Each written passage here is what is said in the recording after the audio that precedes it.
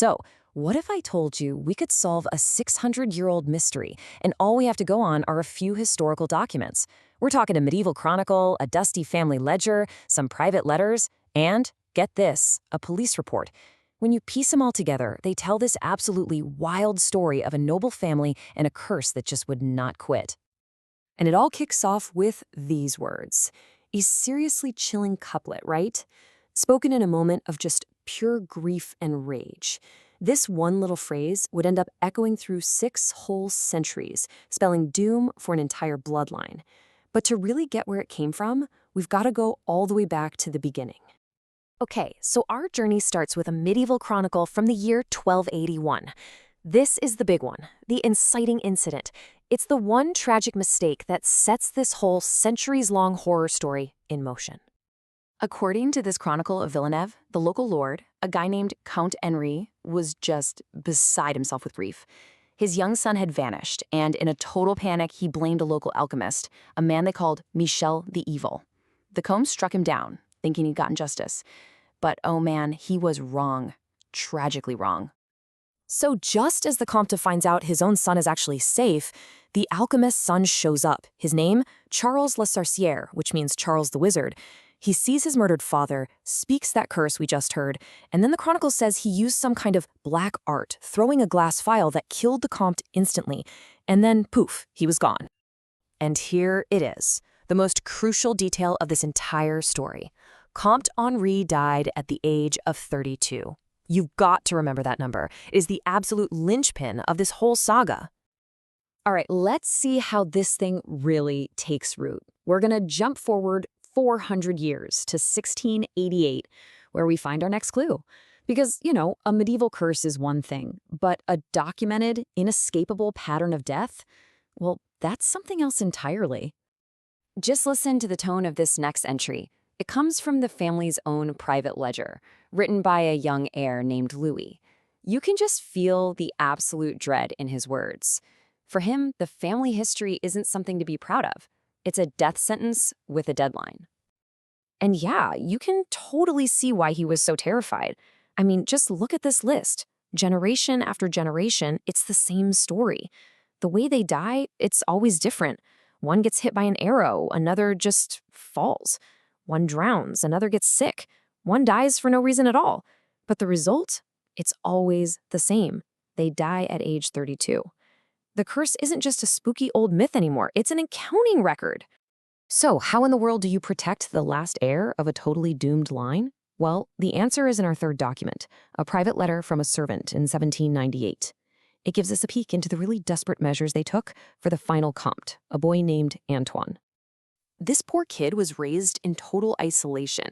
They told him it was because of his noble status, to keep him pure from the common folk. But the servant reveals the terrifying truth.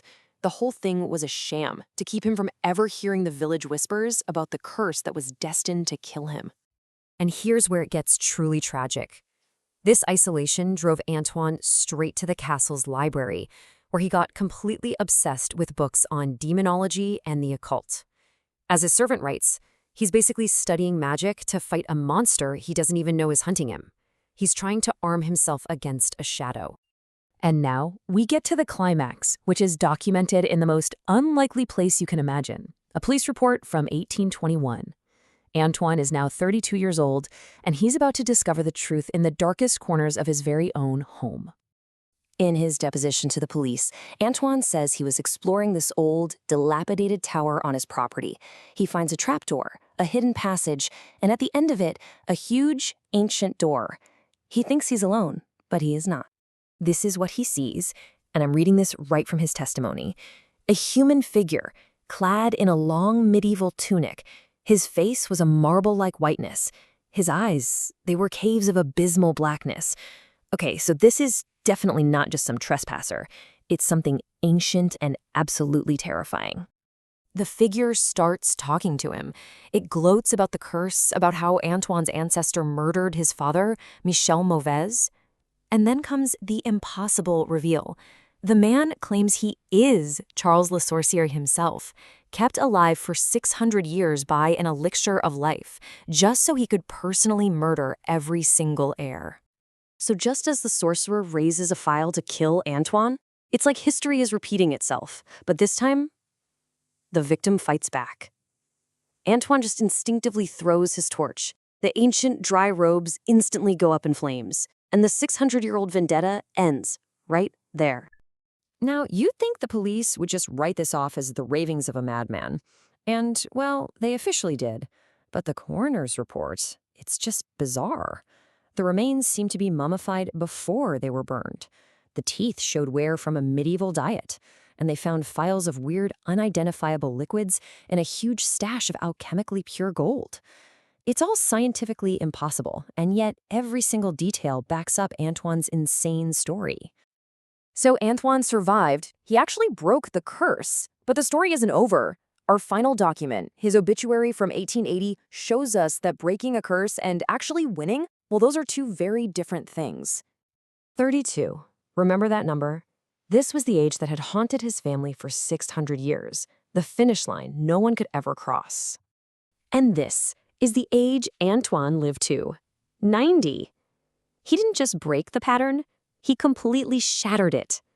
The first and the only one to see his 33rd birthday, and a whole lot more after that. But here's the final twist.